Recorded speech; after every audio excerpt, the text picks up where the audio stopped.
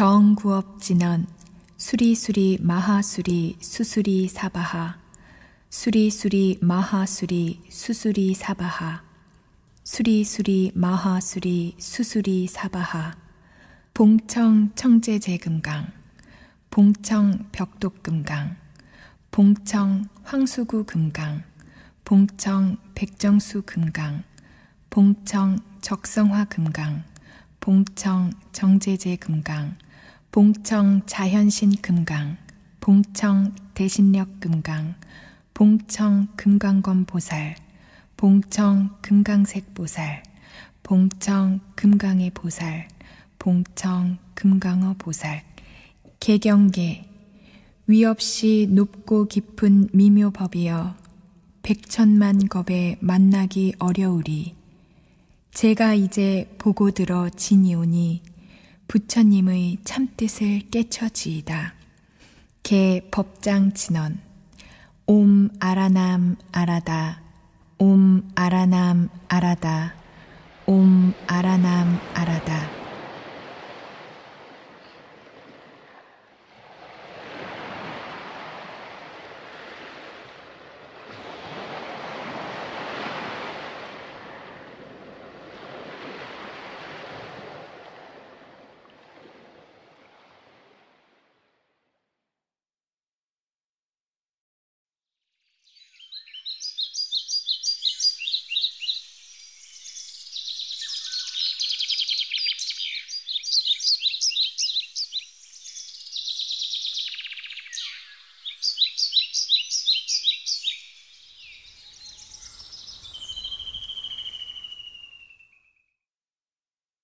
관 무량수경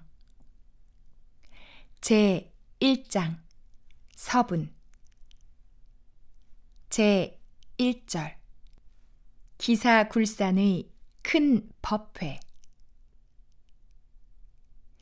이와 같이 나는 들었다. 어느 때 부처님께서는 왕사성의 기사굴산에 계셨는데 1250인의 비구들과 35,000의 보살들이 자리를 함께 하였으며 문수보살이 그 수제자였다. 제2절 부왕을 가둠. 그때 마가타국의 왕사성에 아사세라 하는 한 태자가 있었다. 그는 제바 달다라는 나쁜 벗의 꼬임에 빠져서 아버지인 빈비사라 왕을 7겹의 담으로 둘러싼 깊은 감옥에 가두어 놓고 신하들에게 명령하여 한 사람도 가까이 하지 못하게 하였다. 그런데 왕비인 위제희 부인은 왕을 흠모하고 슬퍼한 나머지 깨끗이 목욕을 하고 꿀에 밀가루와 우유를 반죽하여 몸에다 바르고 영락 구슬 속에 포도즙을 담고 하여 가만히 남몰래 왕에게 드리곤 하였다. 그래서 왕은 꿀 반죽과 포도즙을 먹고 겨우 목숨을 부지할 수 있었다. 그런데 왕은 평소에 부처님을 신봉하는 마음이 돈독한 분이라 부처님이 계시는 기사굴산을 향하여 멀리 합장 예배하며 간절히 기원하기를 세존이시여, 제자이신 목련 존자는 저의 친구이옵니다. 원하옵건대 자비를 베푸시어 저에게 8제계를 주도록 하여 주옵소서. 그때 기사굴산에 있던 목련 존자는 이 간절한 소원을 듣고 마치 새 매와도 같이 재빨리 왕이 갇혀 있는 감옥에 이르러 왕을 위로하며 왕에게 8제계를 일러주었다. 그리고 부처님께서는 다시 설법으로 제1인자인 부르나 존자를 보내시어 왕을 위하여 설법을 하도록 하셨다. 그래서 갇힌 지 21일이나 지났으나 왕은 꿀 반죽을 먹고 설법을 듣고 하여 그 안색은 이전과 같이 온화하고 마음은 기쁨이 가시지 않았다. 제 3절 어머니를 가둠. 어느 날 아사새는 부왕이 갇힌 감옥의 문지기에게 부왕은 아직도 살아있느냐고 물었더니 문지기가 대답하기를 대왕이시여, 어머니이신 왕대비께서 몸에 꿀반죽을 바르시고 영락 구슬 속에 포도즙을 넣어가지고 오셔서 부왕님께 올리오며 부처님의 제자이신 목련과 부르나의 두 스님이 허공으로 날아와서 부왕님께 설법을 하시니 도저히 막을 도리가 없나이다. 이 말을 들은 아사새는 화가 불같이 치밀어 자기 어머니에게 어머니는 역적이요. 내 원수인 아버지와 내통을 하다니. 그리고 중들은 남을 홀리는 술법을 써서 나쁜 임금을 오래 살게 하니 악당들이요. 하면서 곧 칼을 뽑아 들고 그의 어머니를 해치려 하였다. 그때 월광이라는 총명하고 지혜가 많은 대신이 있었는데 그는 유명한 의사이기도 한 기바 대신과 함께 왕 앞에 나아가 절을 하고 왕에게 여쭈기를 대왕이시여, 신들이 저 베다 성전의 말씀을 듣건대 개벽일에 오늘에 이르기까지 여러 나쁜 왕들이 왕위를 탐하여 그 부왕을 살해한 자는 무려 18,000명이나 된다고 하오나 아직 일찍이 무도하게 자기 어머니를 시해했다는 말은 듣지 못하였습니다.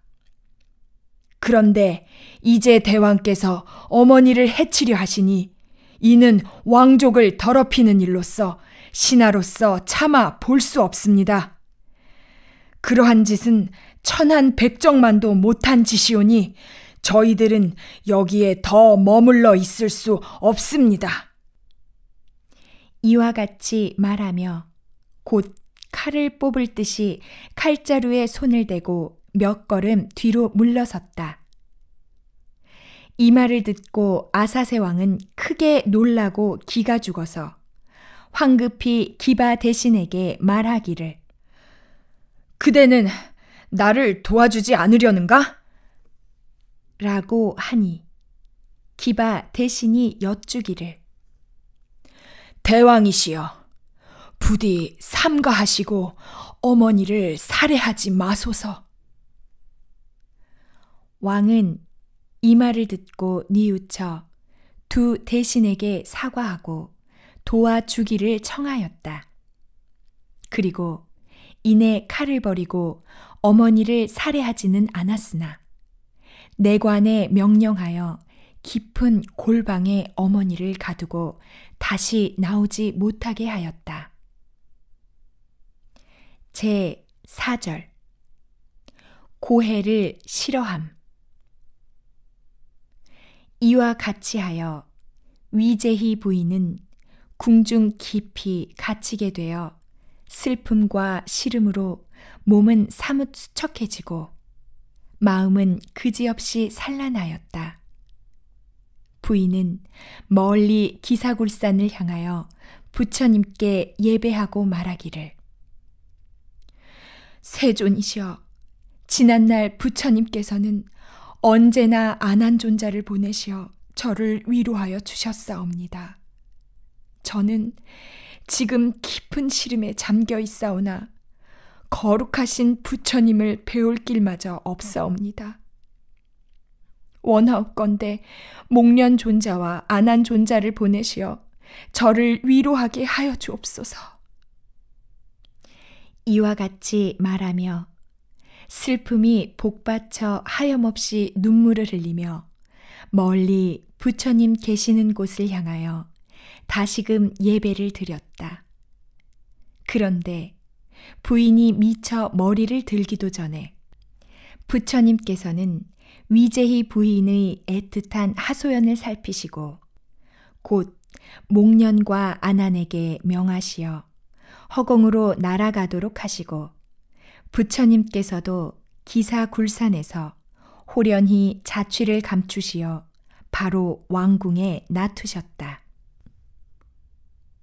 그때 위제희 부인이 예배를 마치고 머리를 들자 천만 뜻밖의 부처님께서 찬란한 자마 금색의 몸으로 백천 보배로 이루어진 연꽃 위에 앉아 계심을 배울 수 있었다.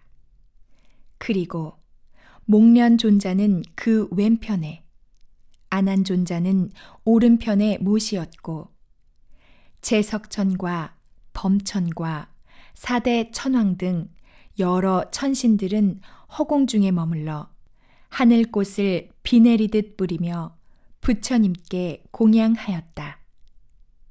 이때에 위제희 부인은 부처님을 배웁자 스스로 영락 목걸이를 끊어버리고 몸을 가누지 못하며 흐느껴 울면서 부처님께 사뢰기를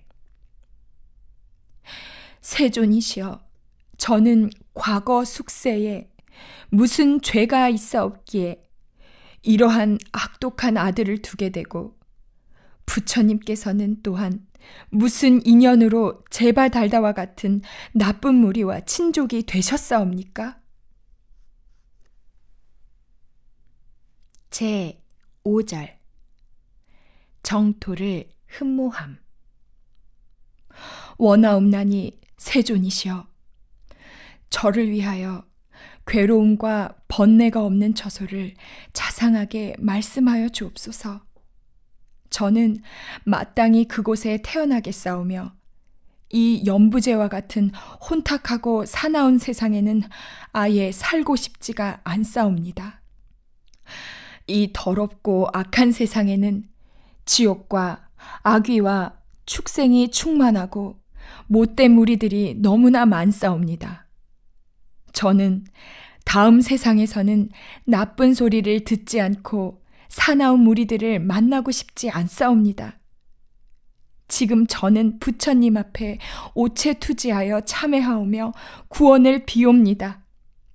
진정으로 원하옵나니 중생의 태양이신 부처님께서는 저에게 청정한 업으로 이루어진 안락한 세계를 보여주옵소서. 그때 부처님의 양미간에서 찬란한 금색 광명이 발하여 한량없는 치방세계를 두루 비추고 그 광명은 다시 돌아와서 부처님의 정수리에 머물러 마치 수미산과 같은 황금의 좌대가 되었다. 그리고 시방세계 모든 부처님들의 청정 미묘한 불국토는 모두 그 가운데 나타나 있었다. 그런데 어느 국토는 칠보로 이루어지고 어느 국토는 순수한 연꽃만으로 되어 있으며 어느 국토는 자재천궁과 같이 장엄하고 어느 국토는 수정의 거울과 같이 영롱한데 이와 같이 헤아릴 수 없는 불국토들을 분명하게 바라볼 수 있었다. 위제희 부인은 부처님께 사뢰어 말하기를 세존이시여, 이러한 여러 불국토는 모두 다 청정하고 광명이 충만하옵니다. 그러나 저는 그 중에서도 아미타불이 계시는 극락세계에 가서 태어나고자 원하옵니다. 오직 바라옵건대 세존이시여, 저에게 극락세계에 왕생하기 위한 마음가짐과 바른 수행법을 말씀하여 주옵소서. 이 말을 들으신 부처님께서는 미소를 지으시니 오색의 광명이 부처님의 입에서 나와 그 찬란한 빛은 갇혀있는 빈비사라 왕의 머리 위를 비추었다. 빈비사라 왕은 비록 옥중에 갇혀있는 처지였으나 문득 마음의 눈이 훤히 열려 멀리 부처님을 배웁고 엎드려 예배를 드리고 나니 자연히 욕계의 번뇌가 끊어지고 다시 욕계에 물러나지 않는 아나함과의 경계를 성취하게 되었다. 그때에 부처님께서는 위제희 부인에게 말씀하셨다. 부인은 잘 모를 일이나 아미타불은 결코 멀리 계시는 것이 아닙니다. 부인은 마땅히 마음을 가다듬어 청정한 업으로 이루어진 저 극락세계를 자세히 관찰해 보시오. 나는 지금 부인을 위하여 널리 가지가지의 비유를 들어 다음 미래 세상의 모든 중생들도 청정한 업을 닦아서 서방 극락세계에 왕생할 수 있도록 하겠습니다. 그런데 저 극락세계에 왕생하고자 하는 이는 마땅히 세 가지의 복을 닦지 않으면 안 됩니다. 그 첫째로는 부모에게 효도하고 스승과 어른을 받들어 섬기며 자비한 마음으로 살생하지 말고 지성으로 십선업을 닦는 것입니다. 둘째는 부처님과 불법과 성인네 등 삼보에 귀의하여 여러 가지 계율을 지키며 위의를 바르게 하는 것입니다. 셋째로는 위없는 진리를 깨닫고자 하는 보리심을 내어 깊이 인과의 도리를 믿고 대승 경전을 독송하며 한편 다른 이에게도 그렇게 하도록 힘써 권면해야 합니다. 그래서 이러한 세 가지의 수행을 극락세계에 왕생하는 청정한 업이라 하는 것입니다. 그리고 부인은 아직 모를 일이나 이 세 가지의 청정한 업은 과거, 현재, 미래의 3세 모든 부처님들께서 닦으신 청정한 업의 근본이 되는 것입니다. 제6절 극락세계 관찰의 인연. 부처님께서는 다시 아난과 위제희 부인에게 말씀하셨다. 그대들은 잘 듣고 깊이 생각하여라. 내가 이제 번뇌의 시달림에 괴로워할 미래 세상의 모든 중생들을 위하여 정정한 선업을 말하리라. 착하도다 위제희여. 부인은 미래 세계의 중생들을 위하여 참으로 좋은 질문을 하였도다. 아나나, 그대는 내가 하는 말을 잘 지니고 기억하여 널리 많은 중생들에게 베풀도록 하여라. 나는 이제 위제희 부인과 미래 세상의 모든 중생들이 서방 극락세계를 관하도록 가르쳐 주리라. 그래서 그들은 부처님의 위신력에 의지하여 저 청정한 극락세계를 바라보는 것이 마치 맑은 거울에 자기 얼굴을 비춰보는 것과 같이 분명하게 볼 것이니라. 그리하여 극락세계의 지극히 미묘한 장엄과 즐거운 일들을 보고 나면 그들의 마음은 환희에 사무쳐 바로 불생불멸의 진리를 깨닫는 무생 법인을 얻게 되느니라. 부처님께서는 다시 위제희 부인에게 말씀하셨다. 부인은 아직 생사를 깨닫지 못한 범부이니 그 마음이 여리고 얕으며 미처 천안통을 얻지도 못했으니 멀리 볼 수는 없습니다. 오직 부처님의 부사이한 방편에 의해서만 저 극락세계를 볼 수 있는 것입니다.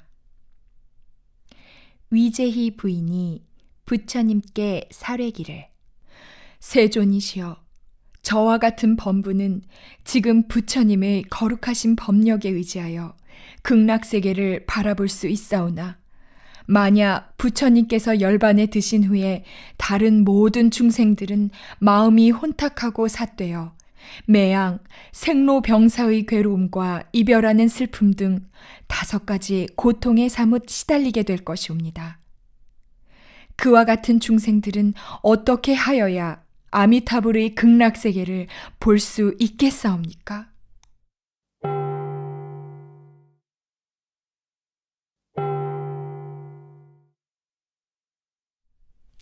제2장 정종분 16가지 관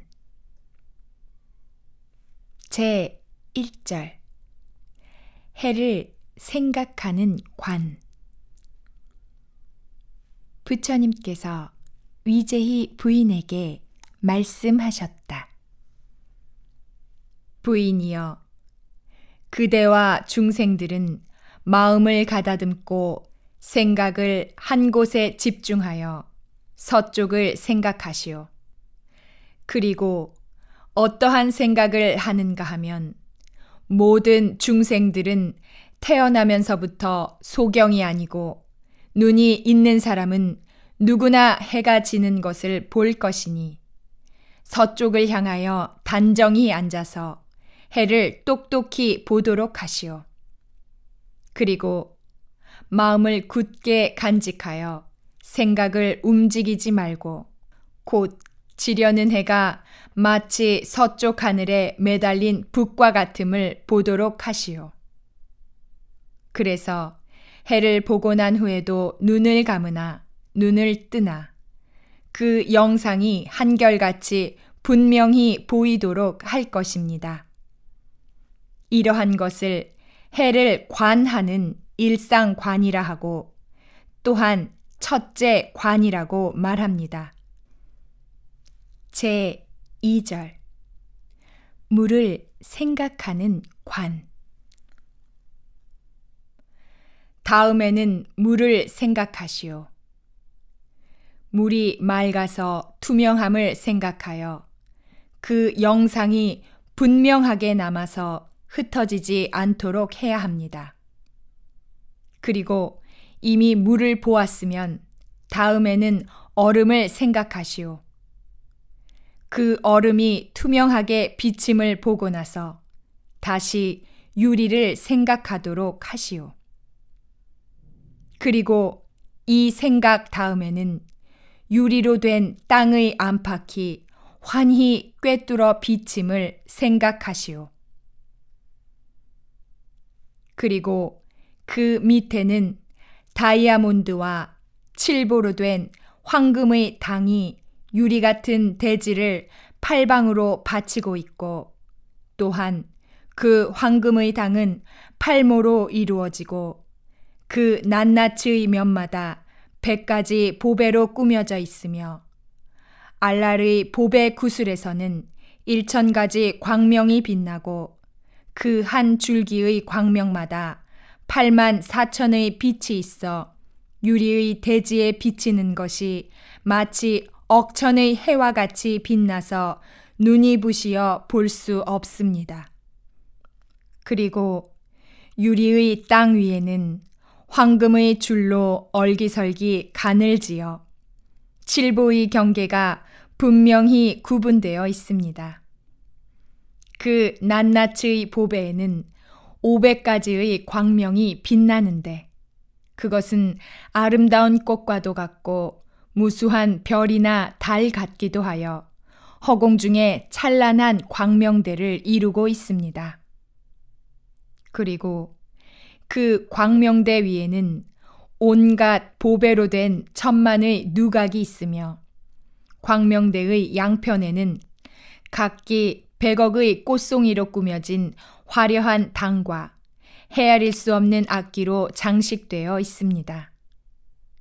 여기에 찬란한 광명에서 저절로 8가지 맑은 바람이 일어나서 무량한 악기를 울리면 그 선율은 자연히 인생의 진리를 아뢰어 괴롭고 공허하고 변하고 내가 없는 도리를 연주합니다.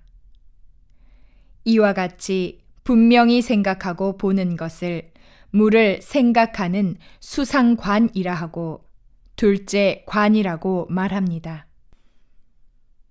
제 3절 땅을 생각하는 관.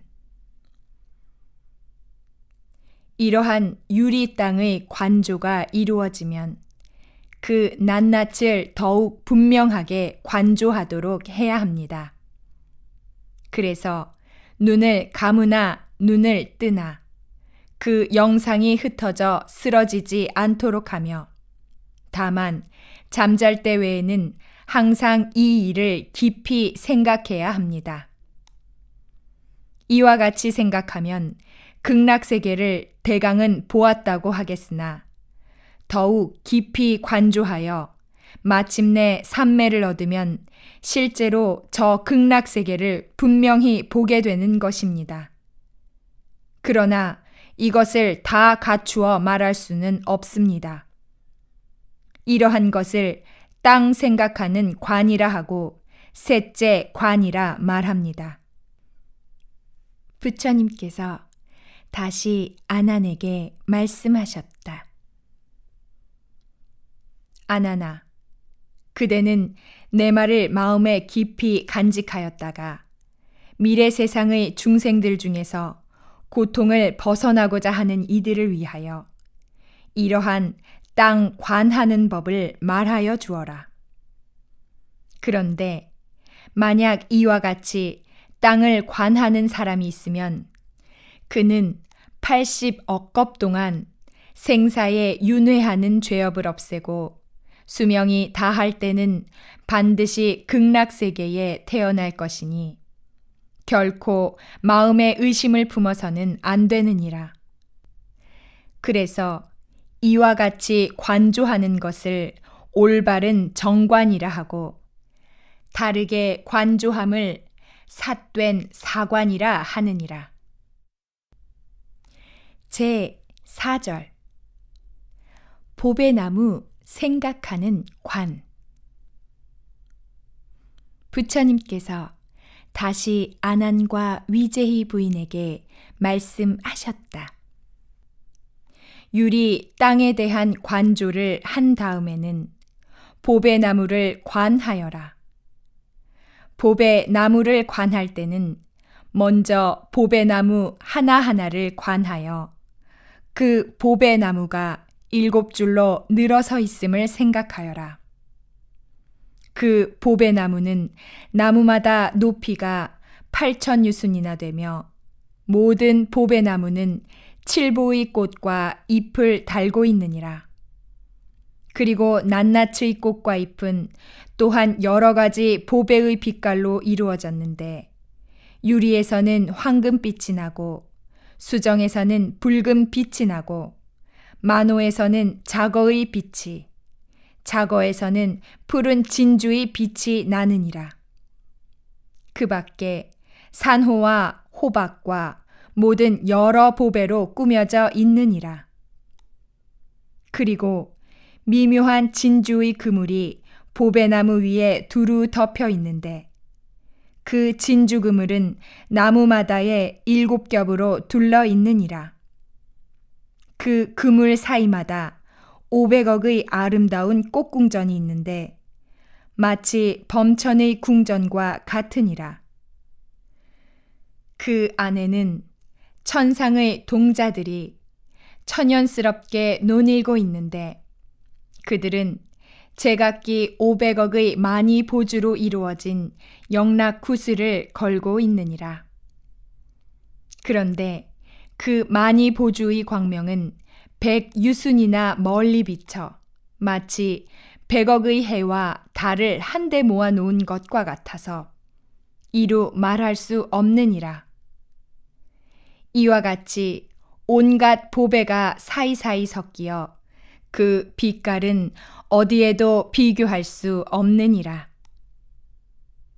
이러한 보배나무들이 알맞게 줄지어 서 있고 잎사귀마다 서로 이어져 있으며 잎새 사이마다 미묘한 꽃이 피고 그 꽃에는 자연히 7가지 보배 열매가 열려 있느니라. 그리고 그 낱낱의 나뭇잎은 가로 세로가 한결같이 25유순이나 되며 그 잎은 1000가지 색깔에 100가지 무늬가 아롱져 마치 천상의 영럭과 같으니라. 이러한 아름다운 꽃송이들은 연부 단금의 찬란한 금빛으로 빛나며 불바퀴처럼 잎 사이를 선연하게 돌고 있느니라. 그리고 꽃봉오리에서 온갖 열매가 솟아남이 흡사 무엇이든 원하는 대로 나오는 제석천의 보배병과도 같으니라. 그런데 이러한 모든 눈부신 광명은 그대로 깃발로 변화하여 헤아릴 수 없이 많은 보배일산이 되느니라. 그리고 보배일산 속에는 삼천대천세계의 모든 불사가 비치어 나타나고 시방세계의 불국토도 또한 그 안에 나타나 있느니라. 이와 같이 보배나무를 관조하고 나서 다시금 차례대로 낱낱이 이를 관하되 보배나무의 줄기나 가지나 잎과 꽃, 열매 등의 영상을 분명히 지녀야 하느니라. 이러한 것을 보배나무 생각하는 보배나무 관이라 하고 넷째 관이라 말하느니라. 제5절 팔공덕수 생각하는 관. 다음에는 보배 연못의 물을 생각하여라. 보배 연못의 물을 관조한다는 것은 저 극락세계에 8가지 공덕을 갖춘 보배 연못물이 있는데 연못 물마다 7가지 보배로 이루어지고 그 보배는 부드럽고 연하여 구슬의 왕인 여의 보주에서 흘러나왔느니라. 그리고 그 보배 연못물은 나뉘어 14갈래가 되고 하나하나의 갈래는 7가지 보배빛으로 빛나는 황금의 개울이 되어 있느니라. 그 개울 밑 바닥은 눈부신 금강석이 깔리고 황금의 개울마다 60억의 7가지 보배 연꽃이 피었는데 그 연꽃은 둥글고 탐스러워 모두 한결같이 12유순이나 되느니라. 또한 많이 보주에서 흘러나온 황금의 물줄기는 연꽃 사이사이로 흐르며 보배나무를 따라 오르내리고 있느니라. 그런데 그 물소리는 지극히 미묘하여 인생의 진리인 괴롭고 공허하고 무상하고 내가 없는 무아의 도리를 아뢰기도 하고 또는 모든 부처님의 상호와 공덕을 찬탄하기도 하느니라. 그리고 그 보배의 왕인 여의 보주에서 미묘한 금색 광명이 솟아나와 100가지 보배 빛깔의 새로 변화하여 노래하는데 그 소리는 평화롭고 애틋하고 그윽하여 항시 부처님과 불법과 승가를 생각하는 공덕을 찬양하고 있느니라. 이러한 것을 팔공덕수를 관조하는 보배 연못관이라 하고 5째 관이라 말하느니라. 제6절 보배 누각 생각하는 관. 온갖 보배로 정엄된 국토의 경계마다 500억의 보배로 된 누각이 있으며 그 누각에는 헤아릴 수 없이 많은 천상 사람들이 천상 음악을 연주하고 있느니라. 그런데 그 악기들은 천상의 보배 깃발처럼 허공에 매달려 저절로 미묘하게 울리는데 그 온갖 음률은 모두 부처님을 생각하고 불법을 생각하고 승가를 생각할 것을 아뢰고 있느니라. 그래서 이러한 생각이 이루어지면 이것을 극락세계의 보배나무와 보배 땅과 보배 연못을 대강 보았다고 말하며 또한 이를 가리켜 극락세계의 경계를 모두 관조하는 총관상이라 하고 여섯째 관이라 말하느니라. 그리고 만약 이와 같이 관조하는 사람은 무량 억겁 동안의 무거운 악업을 없애고 수명이 다하면 반드시 저 극락세계에 태어나느니라.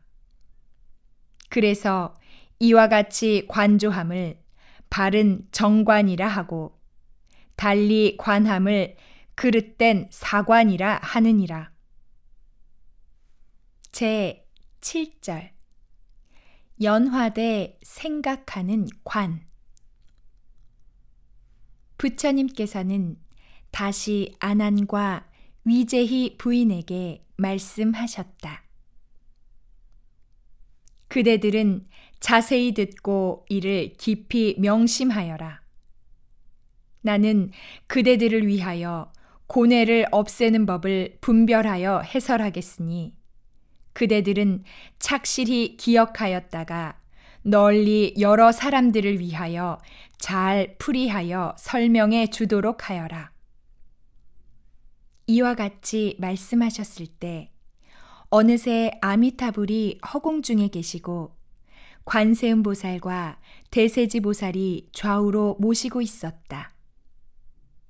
그 광명은 눈부시게 빛나서 바라볼 수 없었으며 백천의 연부단금을 합한 찬란한 금빛도 이와 비교할 수 없으리라. 그때 위제희 부인은 아미타불을 배웁고 그 발 아래 공손히 큰절을 하고 나서 부처님께 사뢰었다.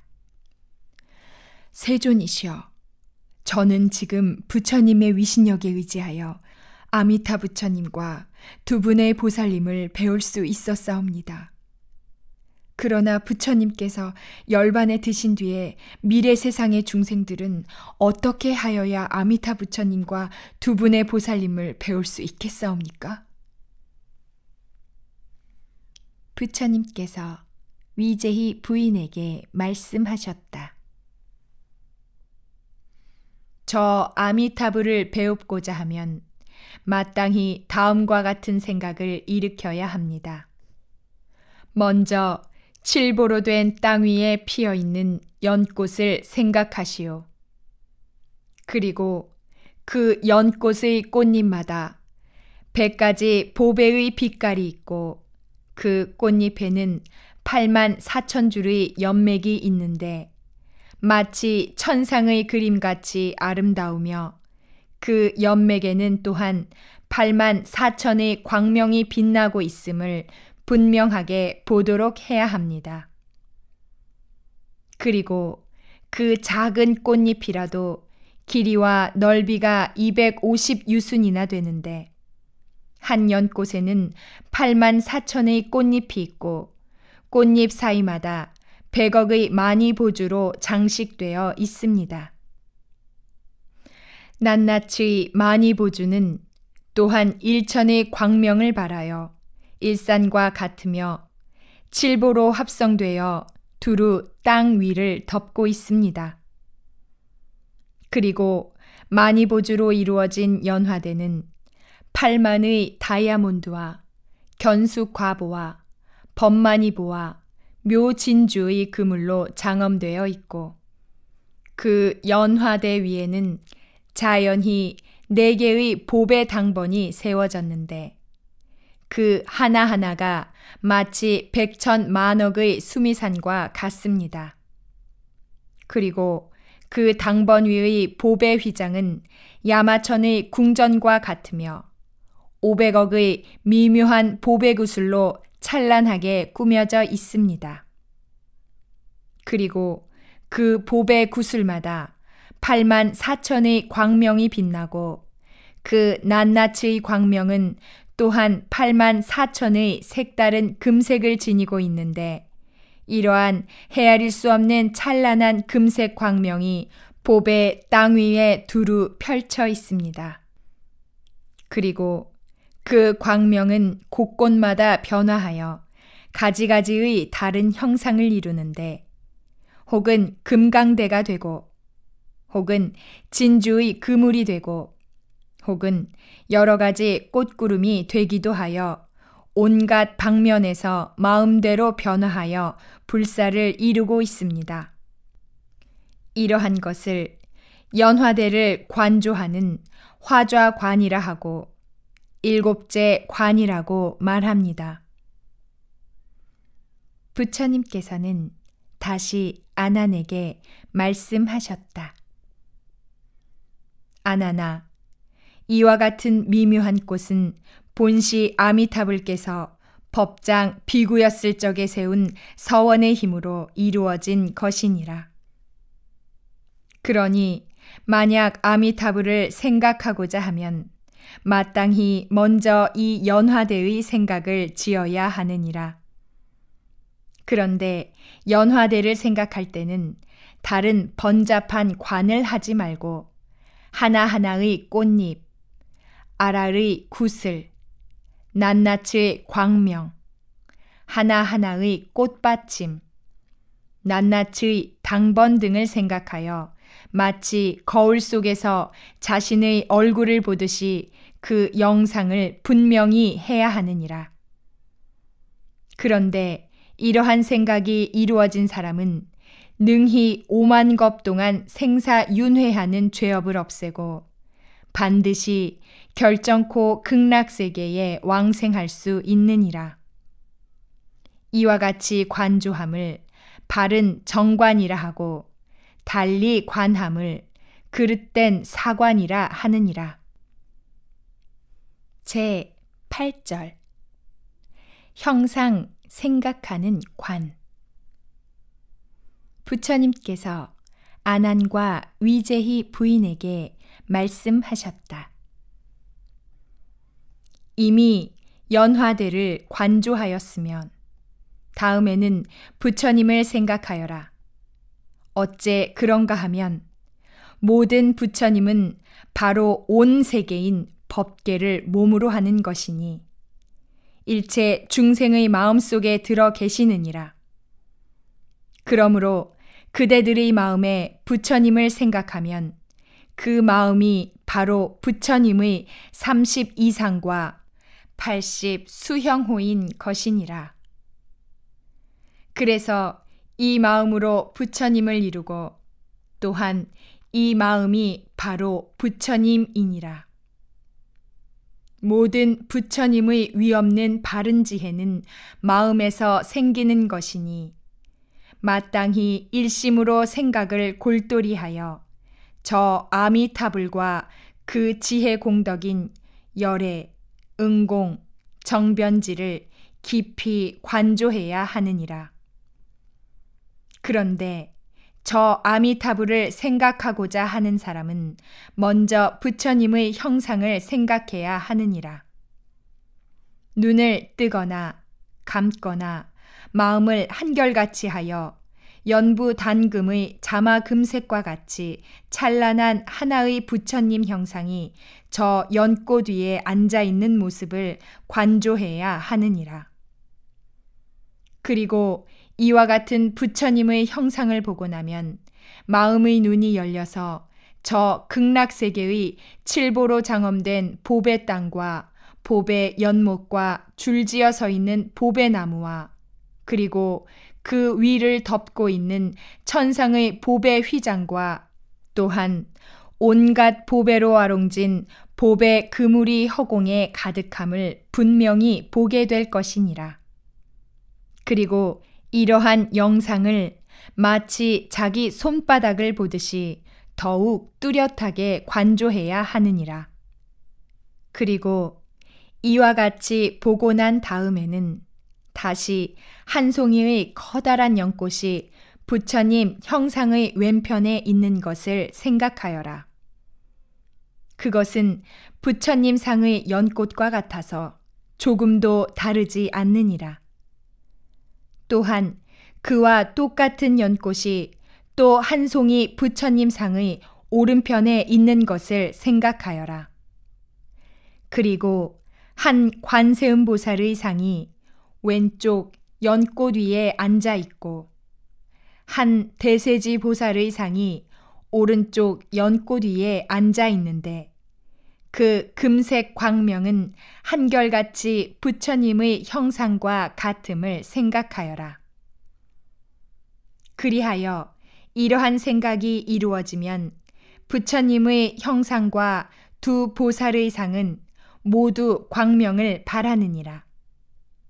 그래서 그 찬란한 금색 광명은 모든 보배나무를 비추느니라. 그리고 그 낱낱이 보배나무 밑에는 또한 세 송이의 큰 연꽃이 있고 연꽃 위에는 각각 한 부처님의 상과 두 보살의 상이 있는데 이렇듯 아미타불의 상과 두 보살의 상이 저 극락세계에 두루 가득하느니라. 그리하여 이와 같은 생각이 성취되었을 때 관하는 수행자는 극락세계의 흐르는 물과 광명과 모든 보배나무와 기러기와 원앙새 등이 모두 미묘한 법문을 아뢰고 있음을 알아듣게 되느니라. 그래서 선정에 들 때나 선정에서 나올 때나 항상 미묘한 법문을 들을 것이니 수행하는 선정에 들었을 때 들은 바를 잘 기억하였다가 선정에서 나온 뒤에 경전의 가르침과 맞추어 보도록 해야 하느니라. 그것이 만약 경전과 맞지 않으면 이를 망상이라 하고 경전과 합당하면 이를 거친 생각으로 극락세계를 보는 것이라 하느니라. 그런데 이와 같이 부처님과 보살의 형상을 생각하고 관조함을 상상관이라 하고 또한 8째 관이라 하느니라. 그리고 이러한 관조를 하는 사람은 무량 억겁 동안 생사에 헤매는 악업을 없애고 현재의 이 몸으로 염불 삼매를 얻게 되느니라. 제9절 부처님의 몸 생각하는 관. 부처님께서 다시 아난과 위제희 부인에게 말씀하셨다. 이러한 생각이 이루어지면 다음에는 아미타불의 몸과 그 광명을 관조하여라. 아나나, 잘 알아두어라. 아미타불의 몸은 100천만억 야마천의 자마금색과 같이 빛나고 부처님의 기는 60만억 나유타 항아사 유순이니라. 그리고 미간의 백호는 오른쪽으로 우아하게 돌고 있는데 마치 5 수미산을 합한 것과 같고 부처님의 눈은 4대해의 바닷물처럼 그윽하여 푸르고 흰 동자가 분명하느니라. 몸의 모든 모공에서는 수미산과 같은 큰 광명이 흘러나오고 부처님의 원광은 100억 3천대천 세계와 같으니라. 그리고 그 원광 속에는 100만억 나유타 항아사의 화신불이 계시고 그 화신불마다 헤아릴 수 없이 많은 화신 보살들이 모시고 있느니라. 그리고 아미타불에게는 8만 4천 가지의 상이 있고 그 하나하나의 상에는 각각 84,000의 수형호가 있으며 그 낱낱의 수형호마다 또한 84,000의 광명이 있느니라. 그리고 그 광명은 두루 시방세계를 비추어 부처님을 생각하고 부처님의 명호를 부르는 연불 중생들을 받아들여 그 한 사람도 버리지 않느니라. 그런데 이러한 모든 광명과 상호와 화신부를 이루 다 말할 수는 없는 것이니 다만 깊이 깊이 생각하여 마음의 눈으로 보도록 하여라. 이와 같이 볼 수 있는 사람은 바로 시방의 일체 모든 부처님을 볼 수 있으며 모든 부처님을 볼 수 있으므로 연불삼매라 하느니라. 그래서 이와 같이 관조함을 모든 부처님의 몸을 관한다고 말하느니라. 그런데 부처님의 몸을 볼 수 있으면 또한 부처님의 마음도 볼 수 있는 것이니 부처님의 마음 곧 불심이란 바로 대자대비이며 모든 부처님들은 이러한 무연자비로서 모든 중생을 다 거두어 보살피시느니라. 이와 같이 관조할 수 있는 사람은 내 생에는 여러 부처님의 회상에 태어나 생사를 깨닫는 무생 법인을 얻게 되느니라. 그러므로 지혜로운 사람은 마음을 오로지 하여 착실히 아미타불을 관조해야 하느니라.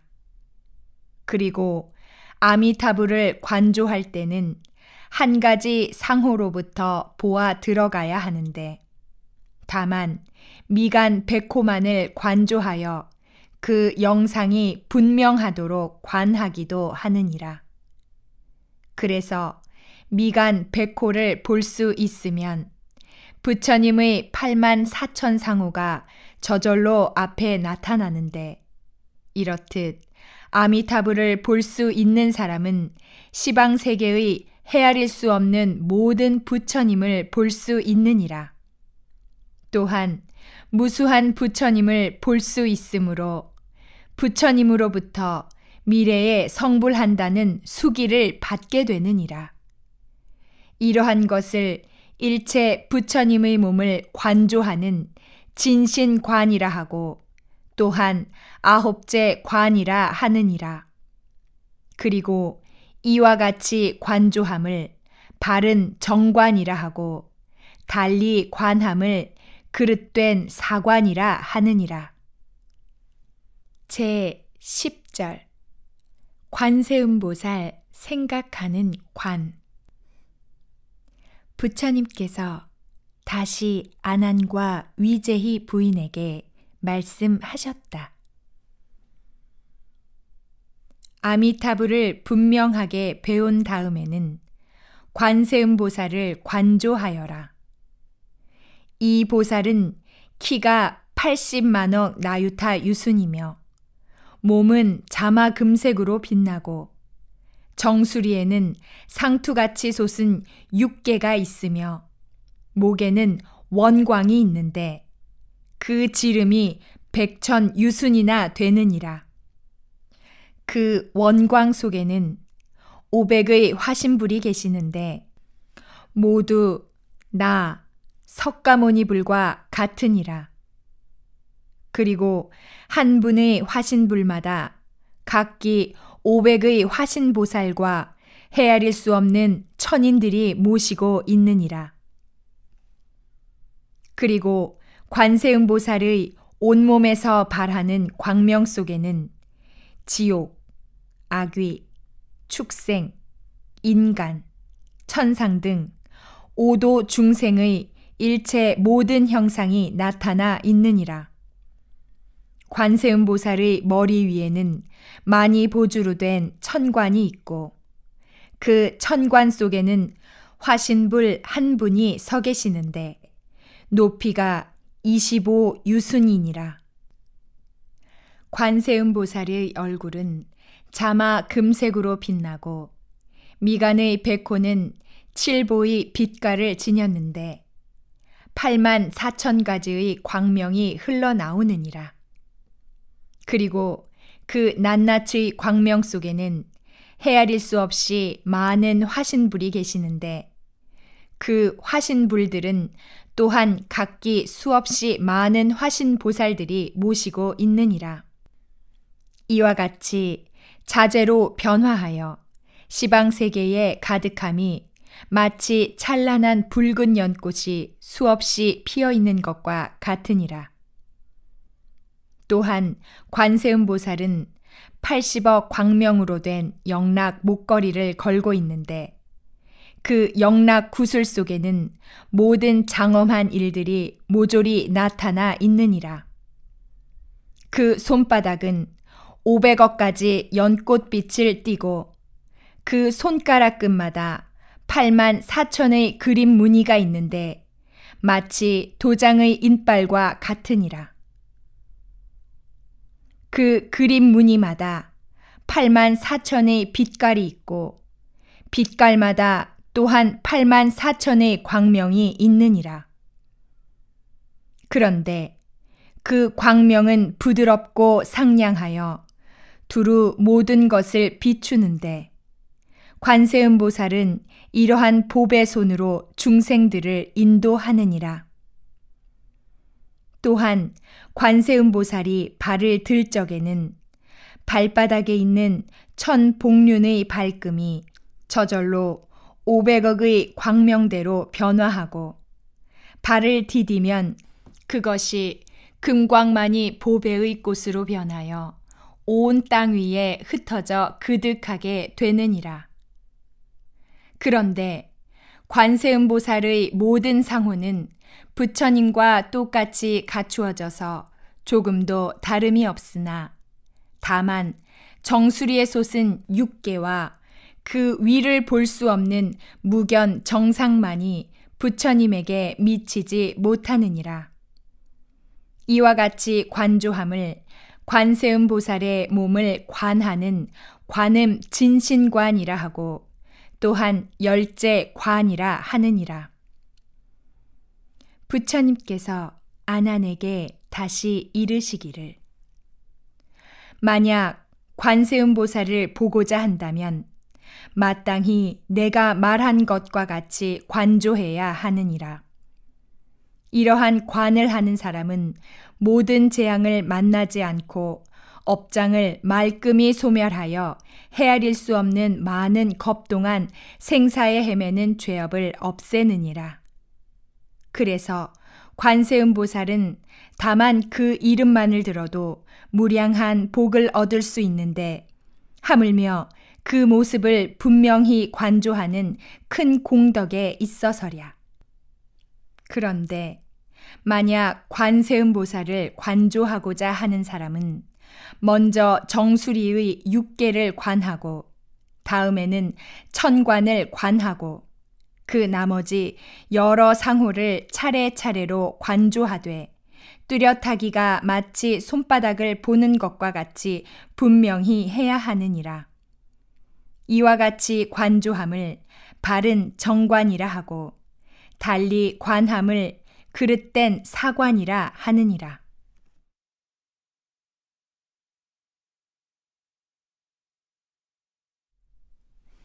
제 11절 대세지보살 생각하는 관. 다음에는 대세지보살을 관조하여라. 이 보살의 크기는 관세음보살과 같으며 그 원광의 지름은 125유순이며 250유순을 비추느니라. 온몸에서 발하는 광명은 자마 금색으로서 시방세계의 모든 나라를 비추는데 인연이 있는 중생들은 다 볼 수 있느니라. 그리고 이 보살의 한 모공에서 나오는 광명만 보아도 시방세계의 무량한 모든 부처님의 청정하고 미묘한 광명을 볼 수 있느니라. 그러므로 이 보살의 이름을 끝없는 광명인 무변광이라 말하며 또한 지혜의 광명으로서 두루 일체 중생을 비추어 지옥, 악귀, 축생 등 사막도의 고난을 여의게 하는 위없는 힘을 지니고 있으므로 이 보살을 큰 힘을 얻은 이, 곧 대세지라 하느니라. 그리고 이 보살의 보배관은 500가지의 보배꽃으로 장식되어 있고 그 하나하나의 보배 꽃마다 또한 500의 보배 꽃받침이 있는데 그 낱낱의 꽃받침에는 시방세계의 모든 청정 미묘한 불국토의 광대한 모양이 나타나 있느니라. 또한 정수리의 육계는 찬란한 홍련화와 같으며 그 위에 하나의 보배병이 있는데 온갖 광명이 가득하여 두루 부처님 이를 놔두고 있느니라. 그리고 이 밖에 여러 가지 몸의 형상은 관세음보살과 다름이 없느니라. 그리고 이 보살이 다닐 적에는 시방세계의 일체 모든 것이 진동하며 진동하는 곳마다 바로 500억의 보배꽃이 피고 꽃마다 크고 장엄함이 극락세계와 같으니라. 또한 이 보살이 앉을 때에는 칠보로 된 국토가 일시에 흔들리는데 그것은 아래쪽의 금광불 국토에서 위에 있는 광명불 국토까지 이르느니라. 그리고 그 중간에는 무량 무수한 아미타불의 분신과 관세음보살과 대세지 보살의 분신들이 구름같이 극락세계에 모여 허공 가득히 연화대에 앉아서 미묘한 불법을 연설하여 고해 중생을 제도하시느니라. 이와 같이 관조함을 바른 정관이라 하고 달리 관함을 그릇된 사관이라 하느니라. 또한 이러한 것이 대세지 보살의 색신을 생각하는 관이며 11번째의 관이니라. 그리고 이 대세지 보살을 관조하는 사람은 헤아릴 수 없이 오랜 아승지 겁 동안 생사에 헤매는 죄업을 없애며 또한 다시는 태중에 들지 않고 언제나 모든 부처님의 청정 미묘한 국토에 논일게 되는 것이니 이와 같은 관이 성취되면 온전히 관세음보살과 대세지보살을 보았다고 할 수 있느니라. 제12절 두루 생각하는 관. 이 두루 생각하는 관을 할 때에는 다시 자기 마음을 일깨워 자기가 서방 극락세계에 태어나서 연꽃 속에서 가부좌를 하고 앉았는데 그 연꽃 봉오리가 오므라졌다가 활짝 피어나는 생각을 해야 하느니라. 그리고 그 연꽃이 피어날 때는 그 속에서 500가지의 광명이 나와 자기 몸을 비추고 자기 눈을 뜨이게 한다고 생각해야 하느니라. 그리하여 부처님과 보살들이 허공에 가득함을 볼 수 있으며 극락세계의 흐르는 물소리와 지저귀는 새들의 노래와 보배숲에 살랑거리는 바람소리와 부처님의 음성 등은 모두 한결같이 12부경과 똑같은 미묘한 법문을 연설함을 알 수 있느니라. 그리고 선정에서 나온 뒤에도 그러한 생각을 깊이 기억하여 잊지 않도록 해야 하느니라. 그래서 이와 같이 관조할 수 있게 되면 아미타불과 극락세계를 볼 수 있느니라. 그리고 이러한 것을 두루 관조함을 보관이라 하고 12째 관이라 하느니라. 그런데 이와 같이 수행하는 사람은 아미타불의 무수한 화신이 관세음보살과 대세지보살과 더불어 항상 그 수행인의 처소에 놔두시느니라. 제 13절 섞어 생각하는 관. 부처님께서 다시 아난과 위제희 부인에게 말씀하셨다.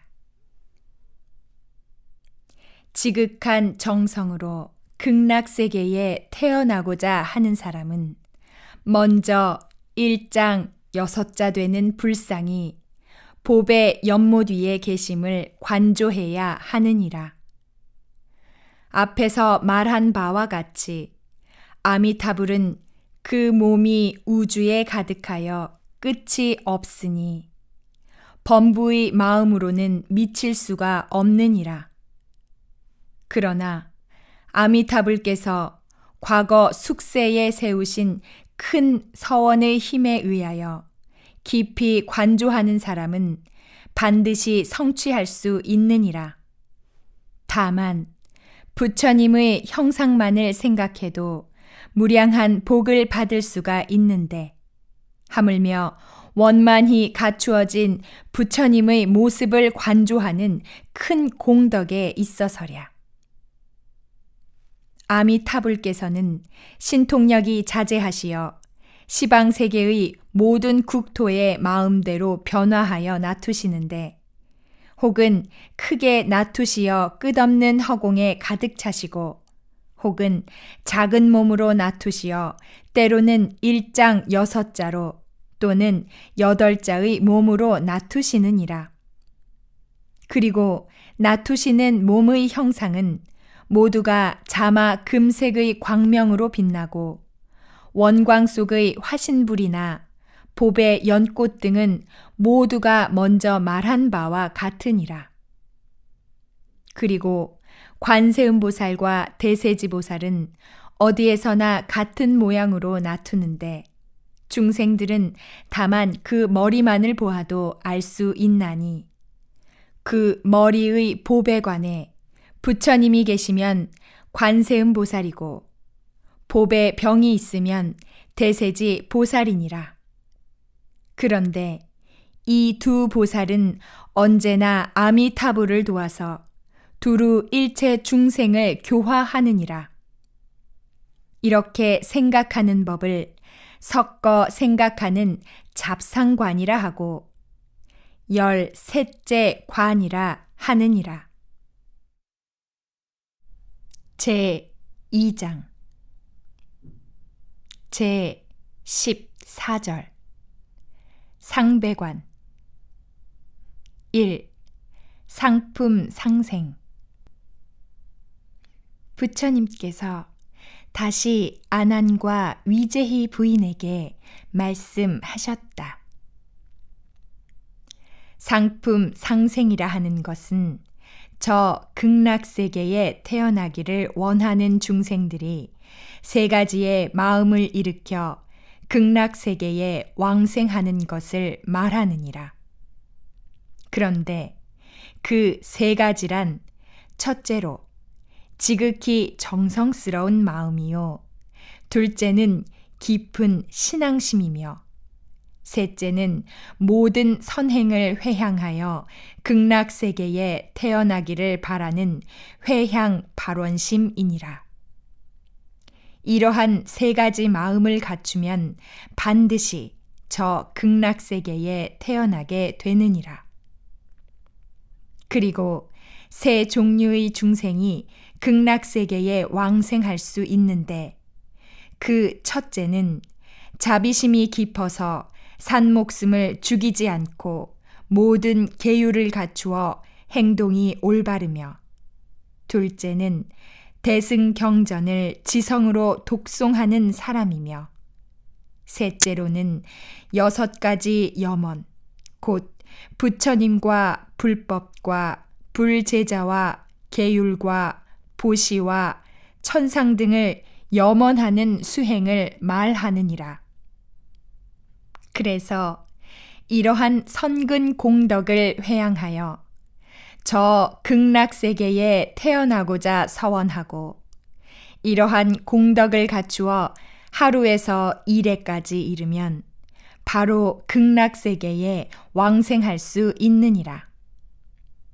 이와 같이 극락세계에 태어날 때 이들은 용맹하게 정진하였기 때문에 아미타불께서 관세음보살, 대세지보살과 무수한 화신불과 수많은 비구 등 성문 대중과 여러 천인들과 함께 칠보 궁전과 더불어 나투시느니라. 그 중에 관세음보살은 금강대를 가지고 대세지 보살과 함께 그 수행자 앞에 가까이 이르고 아미타불께서는 찬란한 광명을 발하시어 그 수행자의 몸을 비추시며 여러 보살들과 함께 손을 내미시어 수행자를 영접하시느니라. 그때 관세음보살과 대세지보살은 수많은 보살들과 함께 그 수행자를 찬탄하고 그 마음을 더욱 격려하느니라. 그래서 수행자는 환희에 넘쳐 뛰놀듯 기뻐하며 스스로 자기 몸을 돌아보면 자기는 이미 금강대를 타고 부처님의 뒤를 따르고 있으며 순식간에 극락세계에 왕생하게 되느니라. 그래서 극락세계에 태어나면 상호가 원만하신 부처님의 모습을 배웁고 또한 여러 보살들의 훌륭한 모양을 보게 되느니라. 그리하여 광명이 찬란한 보배 나무 숲에서 울려나오는 미묘한 법문을 들으면 생사를 깨닫는 무생 법인의 진리를 깨닫게 되느니라. 그리고 잠시 동안에 두루 시방세계를 다니면서 여러 부처님들을 예배 공경하고 여러 부처님 앞에서 차례대로 장차 부처가 될 것을 예언하는 수기를 받고는 다시금 극락세계에 돌아와서 헤아릴 수 없이 많은 신통지혜인 다라니 문을 얻느니라. 이러한 것을 상품 상생하는 것이라 하느니라. 2. 상품 중생.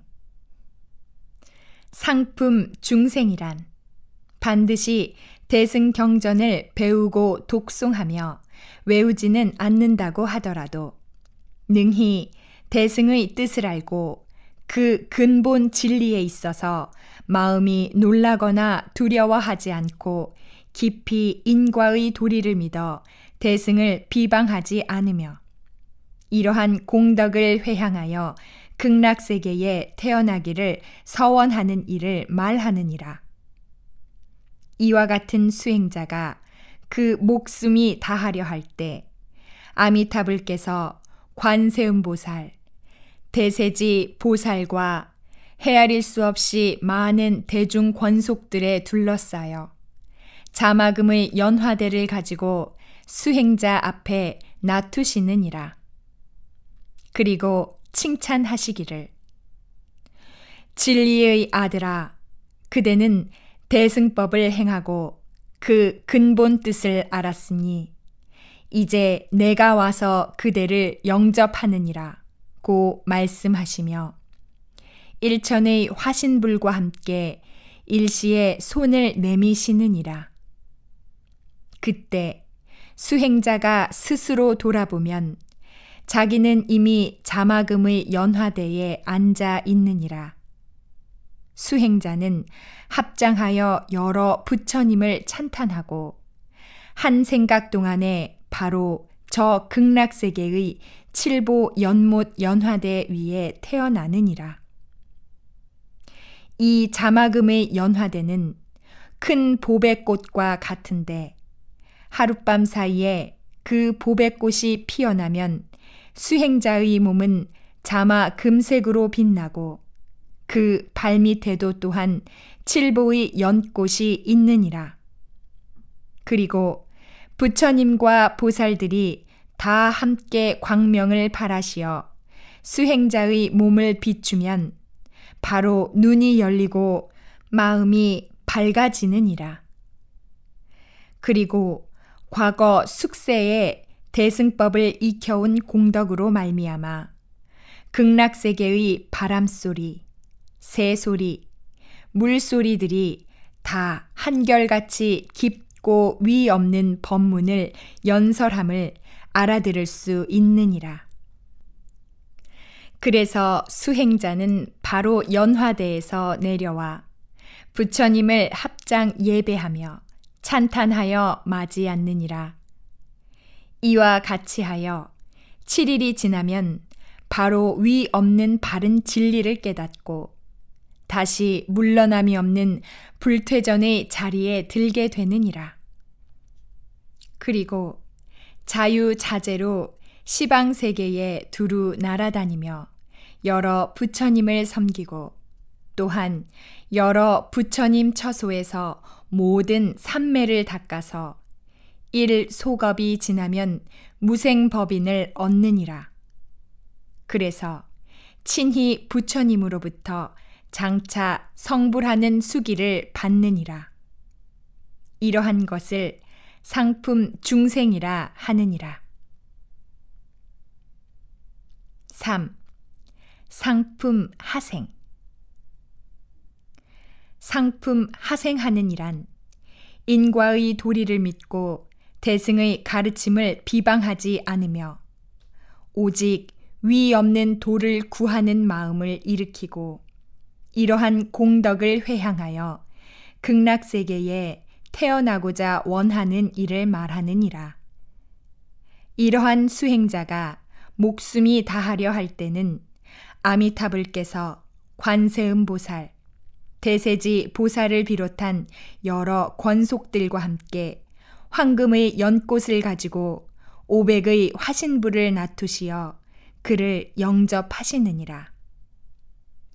그때 500의 화신불은 다 함께 일시에 손을 내미시어 칭찬하여 말씀하시기를 진리의 아들아, 그대는 이제 청정하게 위 없는 진리를 구하는 마음을 내었기에 내가 와서 맞이하느니라 고 하시느니라. 수행자가 이러한 일을 배웠고 자기 몸을 돌아보면 이미 황금의 연꽃 위에 앉아 있느니라. 그러나 그 순간 연꽃은 오므라들고 부처님을 따라서 바로 칠보 연못에 왕생하느니라. 그리하여 밤낮 하루를 지나서 연꽃은 다시 피어나고 7일 동안에 부처님을 배울 수 있느니라. 그러나 아직 부처님의 모든 상호를 분명히 배울 수는 없으며 21일이 지난 다음에야 비로소 분명히 배울 수 있느니라. 그리고 들려오는 모든 음성들이 다 한결같이 미묘한 법문을 연설함을 알아들을 수 있느니라. 그리고 시방세계를 두루 다니면서 여러 부처님을 공양하고 부처님으로부터 깊고 미묘한 법문을 듣느니라. 이와 같이 하여 삼소겁이 지나면 온갖 도리를 깨닫고 환희지에 머물게 되느니라. 이러한 것을 상품 하생이라 말하며 위에 말한 바 상품 상생과 상품 중생과 상품 하생의 세 갈래로 왕래함을 상배관이라 하고 14째 관이라 하느니라.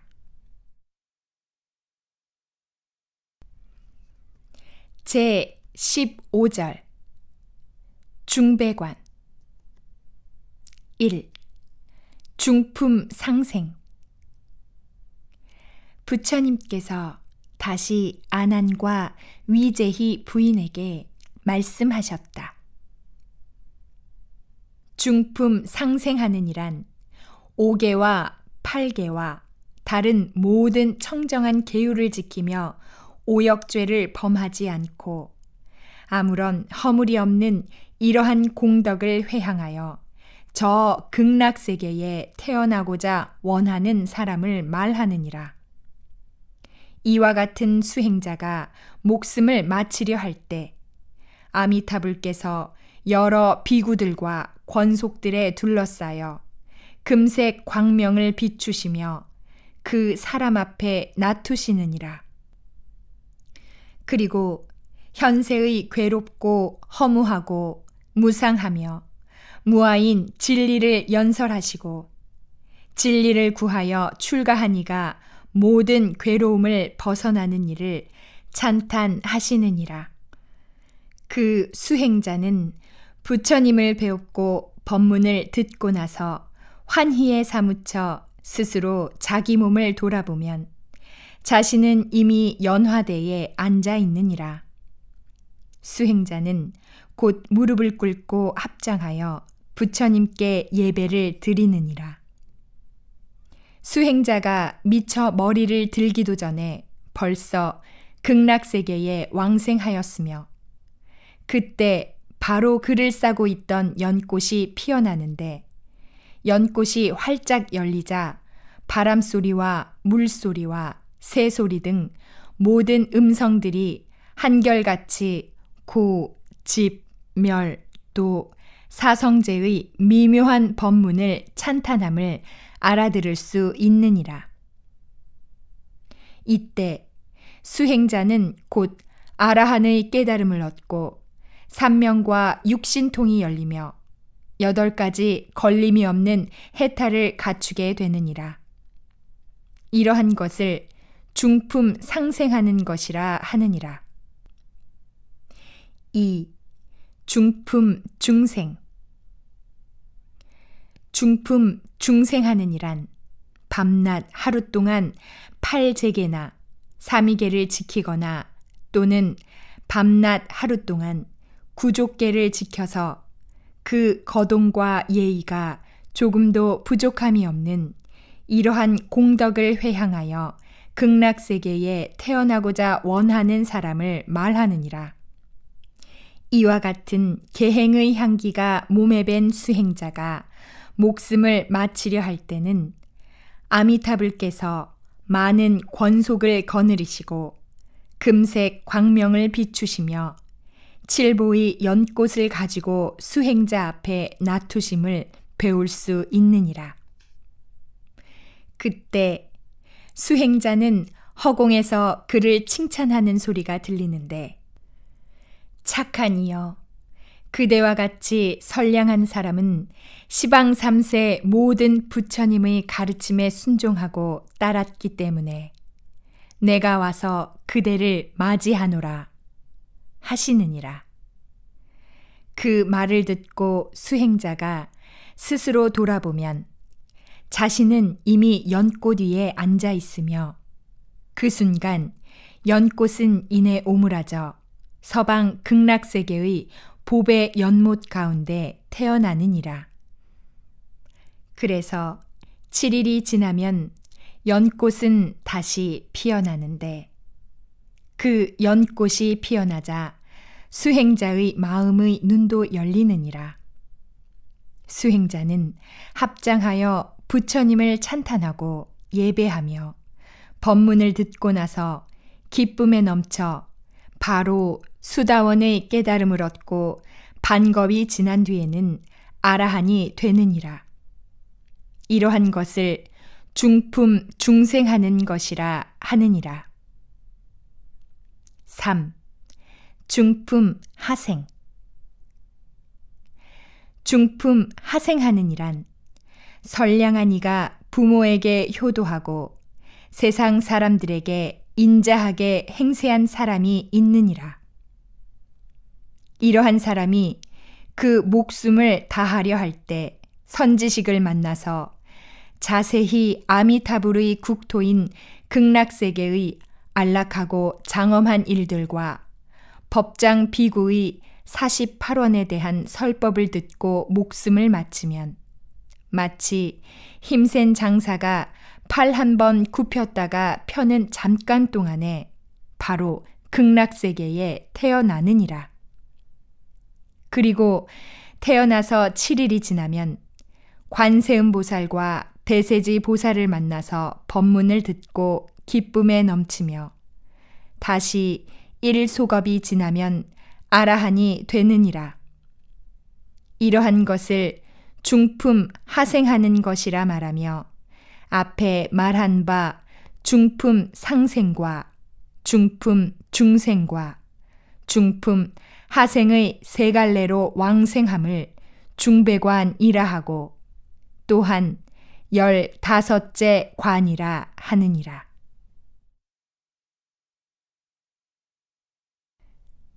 제 16절 하배관 1. 하품 상생 부처님께서 아난과 위제희 부인에게 말씀하셨다. 하품 상생하는 일을 말하리라. 가지가지의 악업을 짓는 중생으로서 비록 대승의 경전을 비방하지는 않는다고 하더라도 어리석은 탓으로 온갖 나쁜 짓을 하면서도 참회하고 부끄러워할 줄 모르는 사람이 있느니라. 이러한 사람이 목숨이 다하려고 할 때 선지식을 만나서 대승 12부 경전의 제목을 찬탄함을 듣게 되느니라. 그래서 그는 여러 경전의 이름을 들은 공덕으로 1000겁 동안 지은 지극히 무거운 죄업을 없애느니라. 또한 지혜 있는 이가 그에게 가르치기를 합장 공경하고 아미타불을 부르도록 권하여 그 말대로 정성껏 부처님의 명호인 아미타불을 부르면 그 연불 공덕으로 50억 겁 동안 생사에 헤매는 무거운 죄를 없애느니라. 그때 아미타불께서는 곧 화신불과 화신 관세음보살과 화신 대세지보살을 이 사람 앞에 보내시어 그를 칭찬하시기를 착한 이여 그대는 부처님의 명호를 부른 공덕으로 여러 가지 많은 죄업이 소멸되어 내가 그대를 맞이하러 왔노라 고 하시느니라. 이 말씀이 끝나자 수행자는 홀연 화신불의 광명이 그의 방 안에 가득함을 보고 기쁨에 넘쳐 이내 목숨을 마치느니라. 그리하여 봅의 연꽃을 타고 화신불의 뒤를 따라 봅의 연못 가운데 태어나느니라. 그래서 49일이 지나면 그 연꽃이 피느니라.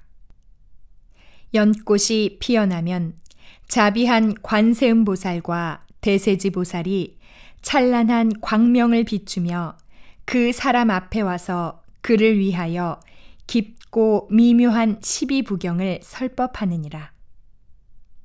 그는 법문을 듣고 나서 깊이 믿고 받들며 위없는 보리심을 내느니라. 그리고 다시 10소겁을 지나서 모든 도리를 밝게 깨닫는 지혜인 백법 명문을 갖추고 보살 10지의 첫 자리인 환희지에 들게 되느니라. 이러한 것을 하품 상생하는 것이라 말하는데 이와 같이 부처님과 불법과 불제자 등 삼보의 이름을 듣고 그 삼보의 이름을 들은 공덕으로 바로 극락세계에 왕생하느니라. 2. 하품 중생 부처님께서 다시 아난과 위제희 부인에게 말씀하셨다. 하품 중생하는 일을 말하리라. 옥에나 팔제계나 구족계 등 모든 계율을 범하고 또한 어리석은 탓으로 승단이나 스님네의 물품을 훔치며 또는 자기의 명예와 이욕을 위하여 허무맹랑한 부정설법을 하면서도 뉘우치고 부끄러워할 줄을 모르며 가지가지의 악업을 짓고는 도리어 자기 스스로는 옳고 장하다고 뽐내는 사람을 말하느니라. 이와 같은 죄 많은 사람은 그 악업의 과보로 마땅히 지옥에 떨어질 수밖에 없으며 그래서 그 목숨이 마치려 할 때는 지옥의 맹렬한 불길이 일시에 몰려들게 되느니라. 그러나 이때 선지식을 만나게 되어 선지식이 큰 자비로서 이 사람을 위하여 아미타불의 10가지 위덕과 그 광명의 부사히한 신통력을 말해주고 또한 계율과 선정과 지혜와 해탈과 해탈 지견 등을 찬탄하느니라. 그래서 이 사람은 그 법문을 듣고 80억겁 동안 생사에 헤매는 무거운 죄업을 벗어나게 되느니라. 그리하여 지옥의 맹렬한 불길은 맑고 시원한 미풍으로 변하여 가지가지 천상의 꽃을 날리느니라. 그리고 그 모든 꽃 위에마다 화신불과 화신보살들이 있어서 이 사람을 맞이하느니라. 그래서 그는 순식간에 바로 극락세계에 왕생하여 칠보 연못의 연꽃 속에 태어나느니라. 그리하여 그 속에서 6겁이 지나면 연꽃이 피는데 그때 관세음보살과 대세지보살이 청정한 음성으로 그를 안위하고 그를 위하여 대승의 깊고 미묘한 경전을 설법하느니라. 그는 이 법문을 듣고 불현듯 위없는 진리를 깨닫고자 하는 보리심을 내느니라. 이러한 것을 하품 중생이라 하느니라. 3. 하품 하생. 부처님께서 아난과 위제희 부인에게 말씀하셨다. 하품 하생하는 일을 말하리라. 매양 악업을 짓는 중생으로서 오역죄와 시박 등 가지가지의 악업을 지어 그 무거운 죄업의 과보로 응당 지옥, 악귀, 축생 등 사막도에 떨어져 오랜 겁 동안 한량없는 괴로움을 받을 사람이 있느니라. 그러나 이와 같은 어리석은 사람도 목숨이 다하려 할 때 선지식을 만나게 되어 선지식이 그를 위하여 여러 가지로 안위하여 주고 미묘한 법문을 들려주어 지성으로 부처님을 생각하도록 가르쳐 주느니라. 그러나 그는 괴로움이 극심하여 부처님을 생각할 경황이 없느니라. 그래서 선지식은 다시 그에게 그대가 만약 부처님을 생각할 수가 없다면 다만 아미타불을 부르도록 하여라 고 타이르느니라. 그래서 이 사람이 지성으로 소리를 끊이지 않고 아미타불을 10번만 온전히 부르면 그는 부처님의 명호를 부른 공덕으로 염불하는 동안에 80억겁 동안 생사에 헤매는 무거운 죄업을 없애느니라. 그리고 목숨을 마칠 때는 마치 태양과 같은 찬란한 황금의 연꽃이 그 사람 앞에 나타나 그는 순식간에 바로 극락세계의 보배 연못 연꽃 속에 태어나느니라. 그 연꽃은 12대겁이 지나면 피어나는데 그때 관세음보살과 대세지보살은 자비로운 음성으로 그를 위하여 일체 만법의 참다운 실상과 모든 죄업을 소멸하는 법문을 자세히 일러주느니라. 그래서 그는 미묘한 진리를 듣고 기쁨에 넘쳐 불현듯 위없는 진리를 구하는 보리심을 내느니라.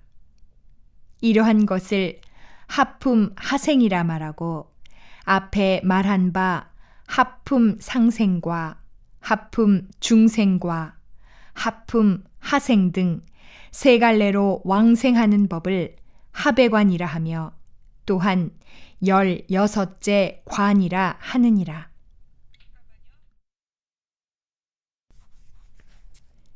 제 17절 법문을 들은 공덕. 부처님께서 이와 같이 극락세계를 관조하는 16관법의 법문을 하셨을 때 위제희 부인은 500시녀들과 함께 부처님의 설법을 듣고 바로 극락세계의 광대하고 장엄한 모양을 보았다. 그리고 아미타불과 관세음보살, 대세지보살을 배웁고 마음이 환희에 넘쳐 일찍이 없었던 거룩한 일이라 찬탄하며 훤히 마음이 열리고 크게 깨달아서 무생법인을 얻었다. 또한 500의 시녀들도 위 없는 진리를 구하는 보리심을 내고 극락세계에 왕생하기를 간절히 서원하였다. 그때 부처님께서는 시녀들에게 말씀하시기를 그대들도 마땅히 극락세계에 왕생할 것이며 그곳에 태어나면 모든 부처님이 앞에 놔두시는 삼매를 얻게 되느니라 고 수기하셨다. 이때 헤아릴 수 없는 천인들도 위없는 진리를 구하는 보리심을 발하였다.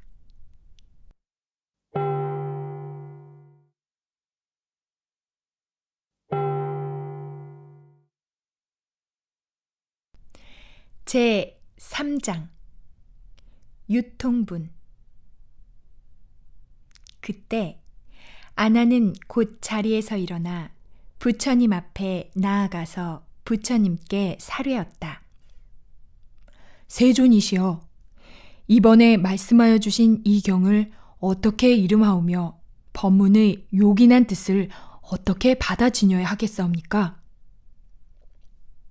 부처님께서 아난에게 말씀하시기를